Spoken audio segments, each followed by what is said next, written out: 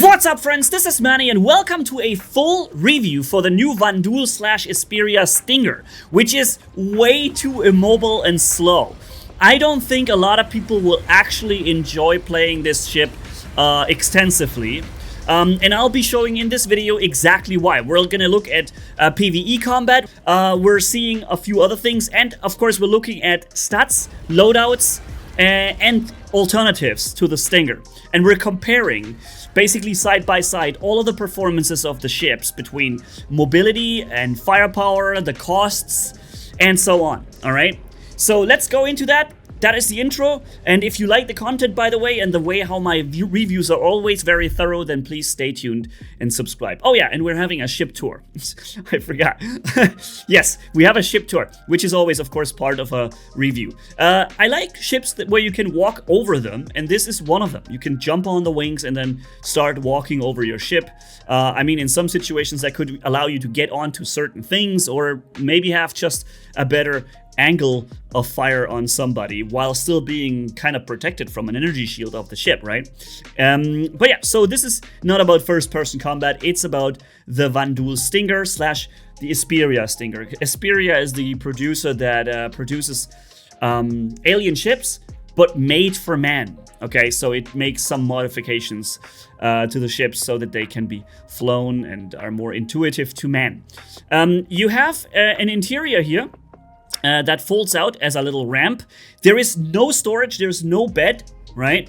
And there is a fuse inside here to the left side with 2 fuses by default. So the ship actually comes with 2 fuses in the engineering thing there, which might help it to not lose the fuses as often as the ship does, for example. This is the animation of unfolding and folding the entrance where you get inside the ship. It's very well done. It reminds me very much of the Esperia Prowler utility that has a very similar thing going on. And it just is like something that Esperia / Vanduul do. The cockpit, I think I may make a different video about it, but this is the most beautiful cockpit I've seen in any ship ever. Okay, but that's going to be a separate video in my opinion because that deserves one. Let's go to stats and loadouts. We have a full maximum laser damage attrition build with salvaged outdoor repeaters in size 2 and the attrition force. We also use the EM missiles, which are still the best. Dominator, right? We have the Rampart shield with more than 12,000 HP because there's 2 of them. The Breton drive that can easily be purchased, Zero Rush, Cooler, and Himera. Now, we have 36,600 HP, but the biggest con here is the 30, 26, and 90 degrees per second pitch, yaw, roll speed. That is absolutely devastatingly bad. Honestly, I feel like I'm piloting a Corsair or something because this is really what it feels like. Yeah, we may have the 3,933 DPS with this attrition build, 4,000 DPS, that is absurdly much for a heavy fighter, or 4,000 alpha if we switch to M6As, M4As energy cannons, laser cannons. DPS goes down though. Yeah, it's that mobility that kills it, and I'll show you in the gameplay later what I'm talking about. Let's go into comparisons and alternatives first. So the detail heavy fighters comparison, okay? Don't mind that the glaive is a picture here. This is supposed to be the Stinger, they just don't have the picture yet. So $315 the Stinger, okay? Red will be pitch, yaw, roll degrees per second. Yellow is max attrition laser DPS across all fighters, and blue is the total armor HP. Let's compare first F8C and Stinger, because those are the closest competitors. Even in pricing, $300 the F8C, and the Stinger is $315, a little more expensive. The Stinger does bring almost 4,000 DPS, whereas the F8C can only get to 3,617, even with the best Ardor salvaged auto repeater attritions, okay? However, and here comes the big kicker. That's the 30, 26, 90 degrees per second pitch, yaw, roll on the Stinger versus 38, 35, and 120. That is a massive difference. It is so much of a difference that you can almost not beat the F8C with the Stinger if both players know exactly what they're doing. All right, that is a problem, even though you have more firepower.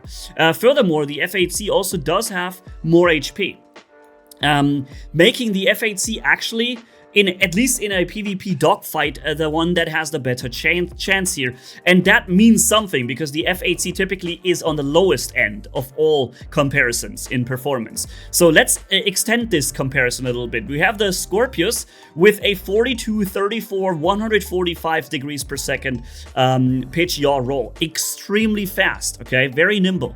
Much less firepower though, but good amount of HP. Then we have the Guardians that come in at, well, I left the Guardian, the regular, out, but the MX has a faster speed, 39, 39, 120. So it is faster than the F8C Lightning, but not tremendously faster. Much less DPS though, with its four times size 4, I believe, right? No, size 3. So it's size 4, I believe it has 4 times. Yeah, and we have, however, and that is the big difference on the Guardian MX, almost 90,000 HP. This thing is incredibly shielded, okay? It's really insane. Then we have, again, I've made this in the Shiv review. The Shiv is listed here as well. It costs only $135 right now on discount. Later it will be $150, so less than half the price of both of these ships, okay? Scorpius was $240, by the way, and the Guardians came in at the same price tag as Stinger and F8C, at least the MX military variant with the same shield capacities. But the Shiv comes only at $135 right now and $150 later. However, it offers this almost the DPS of the Stinger with 3,700, okay? On paper, it seems to have a similar amount of HP. However, the Shiv does have vital parts being more vulnerable to enemy fire, so you'll probably destroy the Shiv in most situations faster than you will destroy a Stinger, not only because it has only half the energy of shielding, but also because the hull vital parts are just distributed in a more disadvantaged way. But still, the altogether hit points, and it always depends on how you hit, it can be lucky or less lucky, is still 34,000, so there's still a chance that you might sometimes fire longer on the Shiv. And the crazy thing is the price and its firepower and the mobility. Look at this, 50, 42, 137. It makes pretty much every other ship seem slow by comparison, and those are all heavy fighters that we're seeing in front of us. And we have for $250 the Ares Ion and Ares Inferno, being somewhere around the mobility of the F8C Lightning, faster, no, actually a little slower even, in both regards, in all regards. Also hit point a little lower, but damage output is pretty good, of course, on them. At least the, well, not really that good though. 3,000. Actually, what's the argument to be made for Ion and Inferno? They're slower, they're not get better in HP, their damage output does not seem to be more impressive, even though they are supposed to be living off this big gun that does so much damage, but they just don't, right?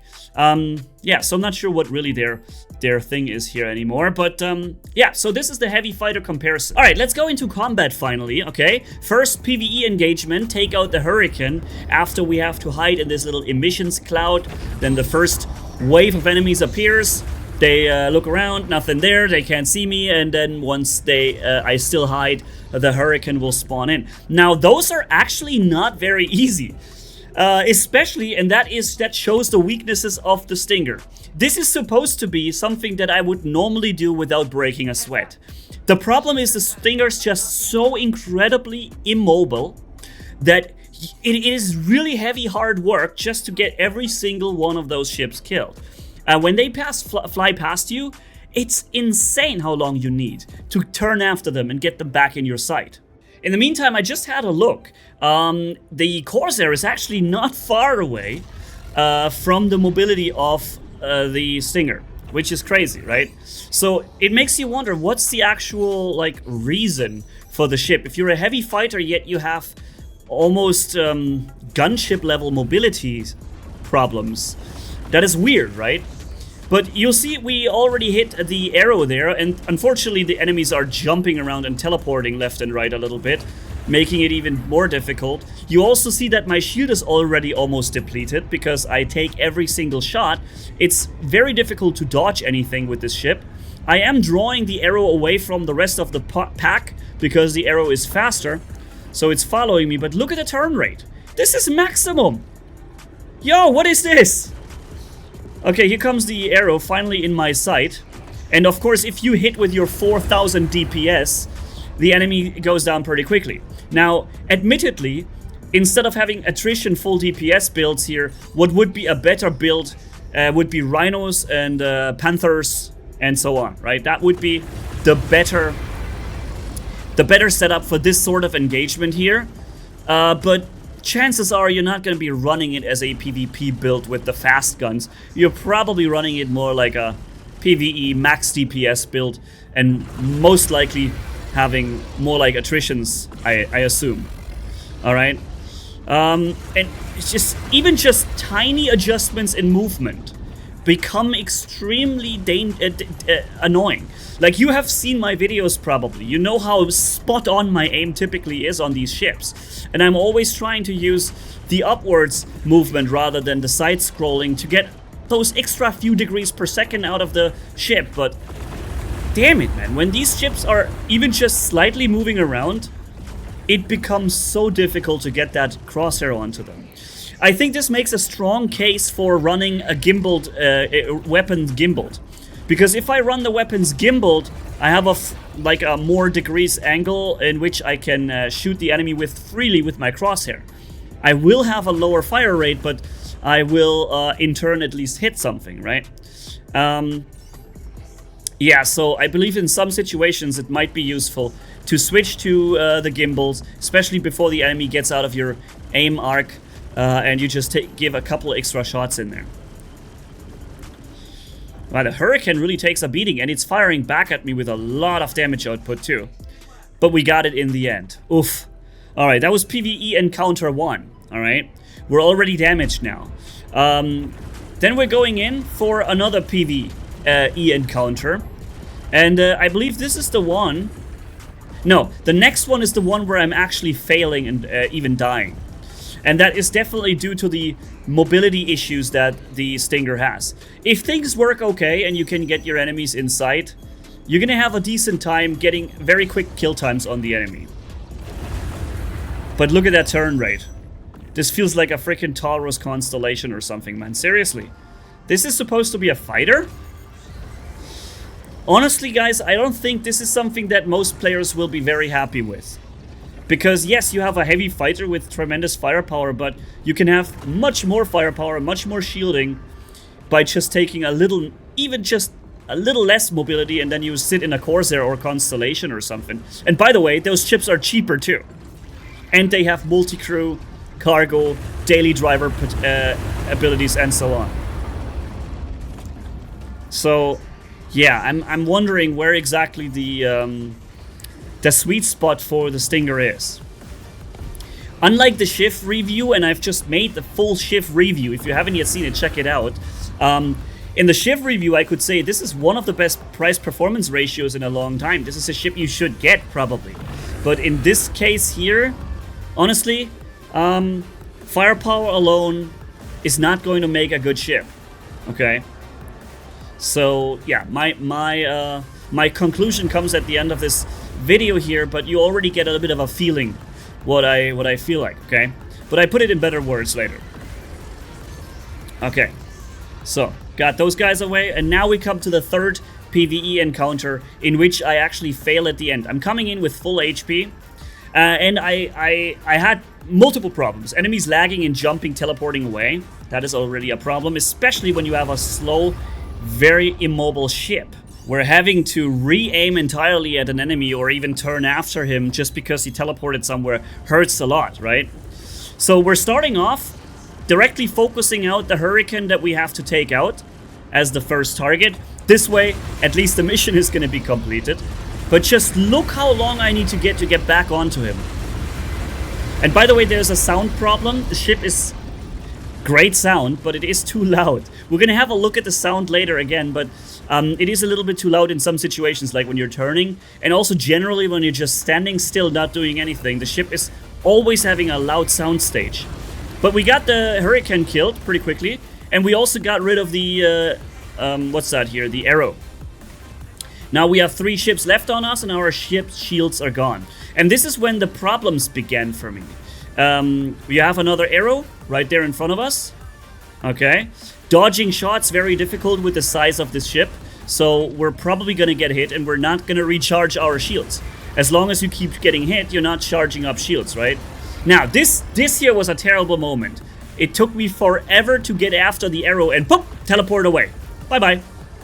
It just teleported somewhere, I don't even know where it is. It literally teleported completely out of sight. It might be right behind me or something, already hitting me. I'm taking a lot of damage, the cutlass flies past me, and it takes absolutely forever to get back onto that cutlass. And these ships are actually really engaging me hard with their turrets and their damage output. And here, just slight movement changes on the cutlass. And I have to heavily compensate, and it's almost not possible. It's so slow, this thing. Holy smokes. In that situation, again, gimbaled would have been better. I would have at least scored hits. Here, also gimbaled, I would have been able to follow him a little longer. And just try to hit that. Forget it. It's not possible. You're not hitting. You're not hitting with this ship. And boom, there goes my engines. Or one of my wings with the engine. Which means I'm now spiraling out of control. And that is death. By the way, very interesting about this ship is the red light, the searchlight. Yeah. But let's go and destroy some hull parts of the other Stinger that was AFK here. Very interesting how long it takes to actually finish off the Stinger. If you shoot down the wings first, they die very quickly, as you've seen. And the middle part survives longer. Now, let's come to the final and honest conclusion about the Stinger.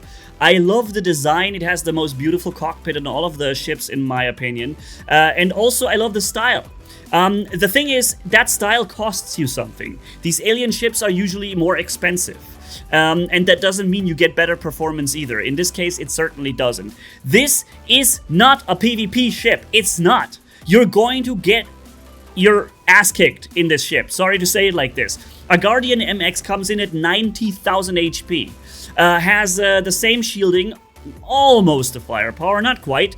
But the mobility is so much higher that it's just going to wipe the floor with you. Because in a heavy fighter versus heavy fighter PvP dogfight, it always comes down to a turn rate battle. And the Stinger is always going to lose that. Especially against the more mobile variants, okay? Against an F8C that's also more mobile, you'll probably run into a similar problem, okay? So I think this is a PvE only ship. And in playing it on PvE, it can be a lot of fun. Although it doesn't fit into an Idris or a Polaris, which we've already seen, it can be run extremely nice together with friends and follow them and do some PvE content. This is where you can really play with your 4000 DPS and have fun with that. And in that case, I can actually even say the 290 discount offer currently are not even the worst thing, okay? They're actually rather okay for the uniqueness of this ship and for how much fun it can be in PvE, but no bed, no storage, no ability to carry any cargo, all of that is not exactly playing into the hands of the Stinger here. It is really just a fighter and nothing else. And doing that fighting, it's not doing it all too good because of the missing mobility. So that's my feedback here. Tell me what you think, okay? And I see you hopefully in the next video. I already have a video made where I have a PvP dogfight and I've built a Revenant Gatling build on this, and it looks insane. It has almost 5,000 DPS. You're gonna have to see this. It's coming up in another video, so stay tuned. And until then, Manni signing off, and hopefully you subscribed. By the way, also the pinned comment, in case something changes or I made a mistake somewhere, I put it in the pinned comment, which I can update at any time. So see you around. Manni off. Bye bye.